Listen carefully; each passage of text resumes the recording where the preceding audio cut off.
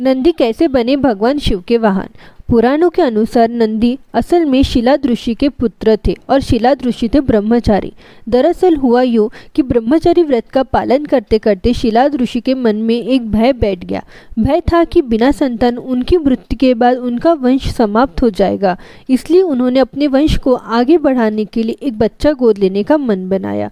मन तो ऋषि शिलाद ने बना लिया, लेकिन दुविधा यह थी कि ऋषि ऐसे बालक को गोद लेना चाहते थे जिस पर भगवान शिव की असीम कृपा हो।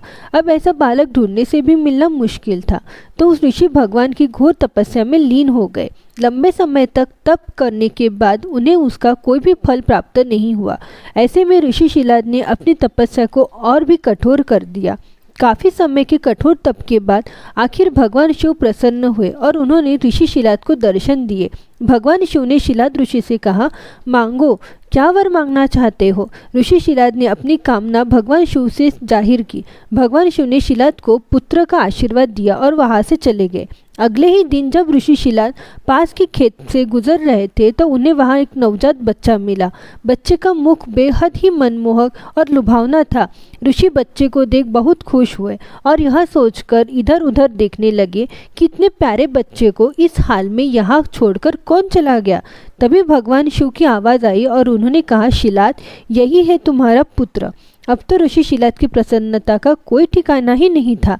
वह उसे अपने साथ अपने घर ले आए और उनका लालन पालन करने लगे। देखते ही देखते नंदी बड़ा हो गया। एक दिन ऋषि शिलाद के घर 2 सन्यासी आए। ऋषि शिलाद की आज्ञा से नंदी ने दोनों सन्यासियों का खूब आदर सत्कार किया, उन्हें भोजन कराया। ऋषि शिलाद के घर मिले इस सेवा भाव से दोनों सन्यासी अत्यधिक प्रसन्न हुए। उन्होंने ऋषि शिलाद को दीर्घ आयु का आशीर्वाद दिया, लेकिन नंदी, जिसने उनकी इतनी मन से सेवा की थी, उसके लिए एक शब्द भी नहीं कहा। सन्यासियों द्वारा ऐसा किए जाने पर ऋषि शिलाद को आश्चर्य हुआ।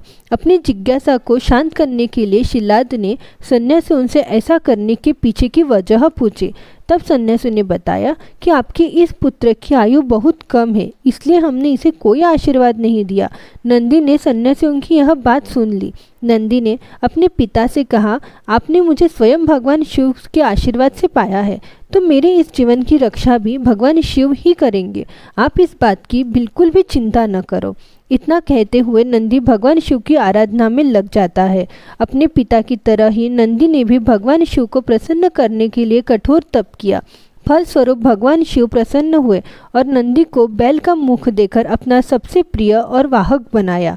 इस प्रकार नंदी भगवान शिव के सबसे प्रिय वाहन बने और समाज में उन्हें पूजनीय स्थान भी मिला। यही वजह है कि भगवान शिव की आराधना से पूर्व उनके प्रिय नंदी की पूजा की जाती है। अगर आपको वीडियो अच्छा लगा हो तो वीडियो को लाइक कीजिए और ऐसी ही रोचक कहानियाँ हर रोज़ सुनने के लिए हमारे चैनल को सब्सक्राइब कीजिए और लोगों को ज़्यादा से ज़्यादा शेयर कीजिए। धन्यवाद।